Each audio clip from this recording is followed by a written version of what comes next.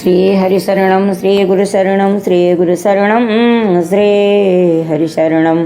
कार्तिक महात्म्य के 5वें अध्याय की कथा चलें श्रवण करें।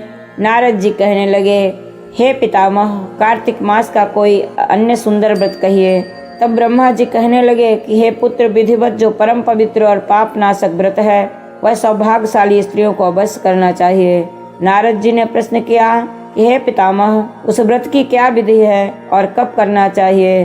तब ब्रह्मा जी ने कहा, हे नारद, तुम्हारी स्नेह बस से अति सुंदर गुप्त कार्तिक व्रत का वर्णन करता हूँ, सावधान होकर सुनो। अश्विनी शुक्ला पूर्णमासी को प्रातः काल उठकर नदी, तालाब, संगम, सरोवर, कुंड या घर में स्नान करें। व्रत के एक दिन पहले से सिर न धोवे तथा व्रत वाले दिन विधिपूर्वक स्नान करके पवित्र हो, पवित्र मन से विधाता का स्मरण करे और व्रत का संकल्प करे और यह कहे कि हे जगत के कर्ता, आप मेरे पति की रक्षा करिए, मेरी संतान की वृद्धि करिए। मंत्र पढ़कर सूर्य भगवान को प्रणाम करे और सुंदर वस्त्र आभूषण धारण करे। दिन के समय भोजन ना करे, ना ही जल पिए, भजन में मन लगाए, सारा दिन बिता दे।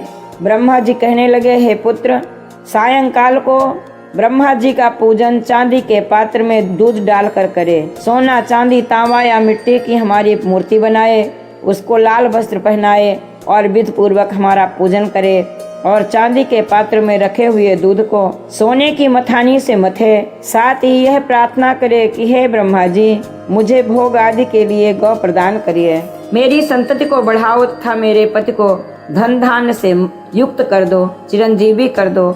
नारायण इस तरह से स्वादिष्ट पकवान बनावे और ब्राह्मणों को भोजन कराए। कुल में वृद्धों तथा वृद्धाओं को स्वादिष्ट पकवान से तृप्त करे और स्वयं भी तारों को देखकर भोजन करे। यह व्रत सब प्रकार के पापों का नाश करने वाला, समस्त कामनाओं को पूर्ण करने वाला तथा ज्ञानी पुरुषों की मुक्ति देने वाला है। भगवान जप तप तथा तीर्थ स्नान से इतने प्रसन्न नहीं होते जितने इस व्रत से प्रसन्न होते हैं। जो ब्रह्मा जी के आगे इस दिन कपूर जलाता है, उनको बड़े बड़े वृक्षों तथा गोदान का फल मिलता है तथा उसके कई एक कुल वैकुंठ को प्राप्त होते हैं। जो केसर तथा कस्तूरी सहित कपूर अर्पण करता है, उसके कई वंश ब्रह्मलोक को प्राप्त होते हैं। जो स्त्री इस दिन वस्त्र का दान करती है, वह कपड़े के सूत्र के तारों की संख्या के बराबर करोड़ वर्ष तक वैकुंठ में वास करती है। जो गहने का दान करती हैं, उनको ब्रह्मलोक को प्राप्ति होती है। जो स्त्री हृदय में ब्रह्मा जी का रूप तथा मुख में ब्रह्मा जी का नाम लेती है, माथे पर निर्माल्य धारण करती है, वह सदैव पतिव्रता रहती है। इस प्रकार अष्टमी शुक्ला पूर्णमासी को स्नान, पूजन, ब्राह्मण भोजन, वृद्ध जनों का पूजन करती और सायंकाल को ब्रह्मा जी का पूजन करती और ब्रह्मा जी से प्रार्थना करती कि ब्रह्मा जी, यह व्रत मैंने आपके निमित्त किया है, इसमें यदि किसी प्रकार की कोई कमी हो तो उसको आप पूरा कर दीजिए। जो कोई इस कथा को पढ़ता है अथवा सुनता है, उसको भी अश्वमेध यज्ञ का फल प्राप्त होता है। कार्तिक महात्म्य के 5वें अध्याय की कथा समाप्त। अथ श्री राधा कृष्ण अर्पणमस्तु।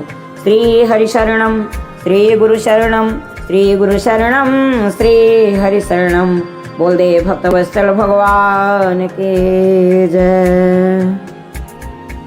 ऐसी और भी ज्ञानवर्धक बातें सुनने एवं माता जी के कथा प्रवचनों के लिए चैनल को सब्सक्राइब करें और इन बातों को बाकी लोगों के साथ भी शेयर करें।